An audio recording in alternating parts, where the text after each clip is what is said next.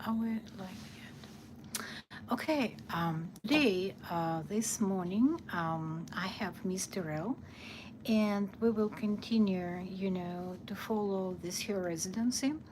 Today, I have a couple questions, so I'm gonna turn my camera, and here she is. We are in the room.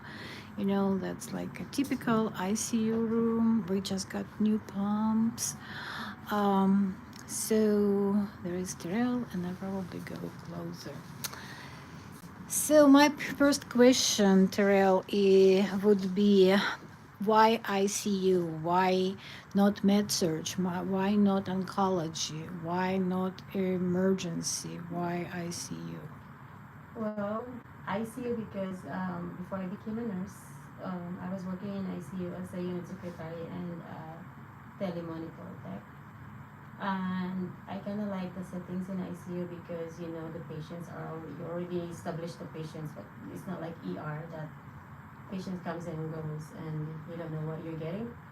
ICU, and I like the challenge in critical care. I like to like dig and research what's going on, and all that kind of stuff. Like it's more challenging to work in ICU and work in a critical care than mid surge. For me, it's kind of different. It's a slow pace. It's kind of boring, and I will lose my interest in mid surge. That's just me. Okay, guys, she just said med surg is boring. Okay, med surg, then you have what, six patients, nine patients. It depends what state you're at. Um, I don't think it's boring. I think it's very busy, and it's just you don't have time to think. You just going like this. But Yeah, but when it comes to like critical care, like you have a challenging patient, a very sick patient, and that's I like challenge. So when it comes to comparison of mid surge and critical care, mid surge is like more stable patients than yeah, critical care. Critical care is like you have to deal with a bunch of machines and all that kind of stuff. You have to do, I was showing you new know, pumps. uh, a lot of different meds, like critical care meds. Yeah. And like I said, I like challenge and all that kind of stuff. It stimulates my brain. I like it when my brain is being stimulated. So Hmm. yeah. Okay. Well, s- talking about challenge, what it was yesterday, right? So yesterday we had a patient who came to ICU around 3 p.m. from MedSurg, and the patient was quite stable, but unfortunately, the condition of this patient, the patient deteriorated slowly but surely. So it was first death, I would say, for your residency. And I just wanna know how you feel. What were your thoughts and um, the thought process? With her diagnosis, it's kind of like I was already like thinking ahead of time, like because patient with her diagnosis is kind of like she is has a really low prognosis. So um, I don't know really, to be honest. It's like almost like an expected outcome. It's not like a sudden death, like oh, you know, something like that it will surprise you. It's not really surprising with her diagnosis, kid, Hmm. because there's much you can do about it. Like Yeah. um, you you've already done everything. You know the the nursing staff already did. We did our part. The doctor did their part, but really, I mean, for me, it's not like it's a shock a little bit. I was shocked a little bit, but I was not really surprised because, like I said, it's kind of like an expected outcome with the kind of diagnosis that she has no, you know, Mm-hmm. she really have a low prognosis to survive without any, what do you call that, interventions, like major interventions. Yeah. Well, honestly, like for me, I was just like, oh, we got a good case, so Terrell can get, training, Yeah, it was a working the good case. yeah, Yeah. working this intubated patient. But unfortunately, then we came back. Um, the patient expired or passed away at 6:45 p.m. So when we got here, that was a different, learning experience.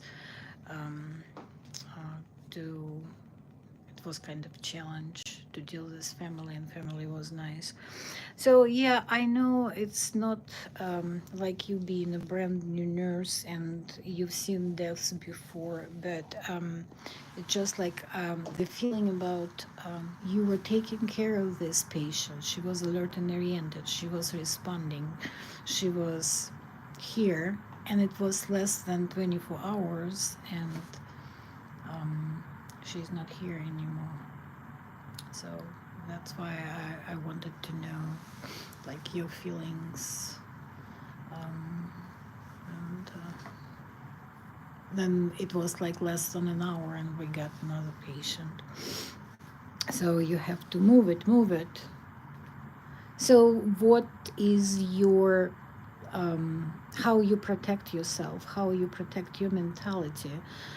Because it's pretty strong, like losing the patient. Yeah, I think working in a hospital, like in critical care, even though I was not working as a nurse, I kind of trained myself how to be prepared and all that kind of stuff. Before when my first death, it was kind of shocking for me. It's kind of hard to handle, but seeing a lot of death and seeing a lot of cases and uh, different diagnoses, it's kind of like okay, well, it's you know you kind of know what's coming, so what it's what are you really doing? What is your protection? Because people think that we nurses, we just we I don't know. I know what you mean, but honestly, I don't know. I think you just move on, or you do anything like uh, taking a minute for yourself, saying something to yourself. in this case, no, I don't have any.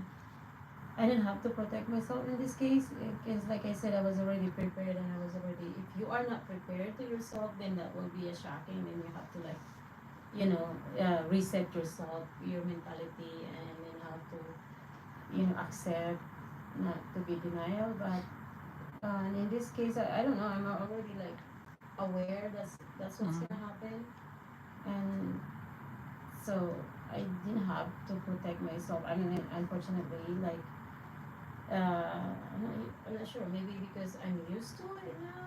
I'm not sure. Like it depends to case basis. Yeah, So I think. if it Mhm. is like a sudden death, like for example, like someone that died unexpectedly, that's probably when I have to be really shocked. Like, but this patient is really different case. Different case. Yeah.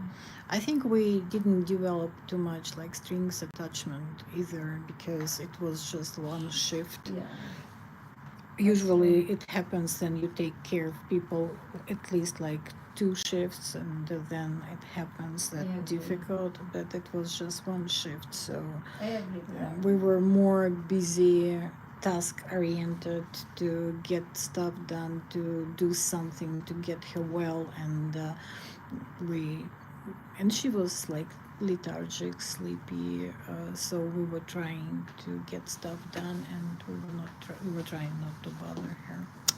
Yeah, so all right. Just one more question, and when we will continue. Um, so I was hoping that you would tell me to about like using your passion for dancing. You will kind of use it to distract yourself from your work, but you didn't mention Yeah, it. that is time. But I honestly, my dancing is my stress reliever. Okay. Um, Working in the healthcare, it's a very stressful job. So if you don't have any hobbies, it's not. For me, it's not good. You have to have a diversion and outlet. Mm-hmm. Any kind of hobby that you enjoy yourself, like pickleball, whatever hobbies, running, dancing, cycling, hiking, anything you have to have, because otherwise you're just gonna be consumed with all the stress in your life, Mm-hmm. working in the healthcare, which is eventually your body is gonna slowly will give up eventually because of all of the stress. So you have to have like a different mentality and outside the settings, like as working in the healthcare is a different settings. Your brain is set up to that, the how to think critically, how to deal with stress related at work, and to adjust yourself. And then if you go home and you don't have any outlet or diversion, then that setting is still stuck in your head, which is very important that you have a habits to kind of like change, Reverse yeah, change, the reverse, and then settings, which yeah. is because that's a healthy life. Mm-hmm. Because being in that stress all the time, it's not good. I've been there, and I know what's the effect in our body. Okay. All right. Well, thank you, Terrell. Thank you for giving me that interview. And so we got another patient. This I think he's pretty stable. So everything is going well. You're doing fantastic. I appreciate you Thank so you. I much. appreciate you too. Yeah, because it's. I think it's a like a not a challenge, but I think it's like we learning different roles. Like you come into ICU, I'm learning how to be a preceptor and not to be just like, hey, don't do this, don't do that. Yeah. Okay, that So that's very. I think it's very rewarding. So I'm enjoying working with you. I always enjoyed working with you, but it's just different role right now. Yeah. And as every day is a different challenge. Yeah, it is. Every day is a different challenge. All right. Thank you, Terrell. You're welcome. Okay. Thank you, guys. That was my interview with Terrell, number two.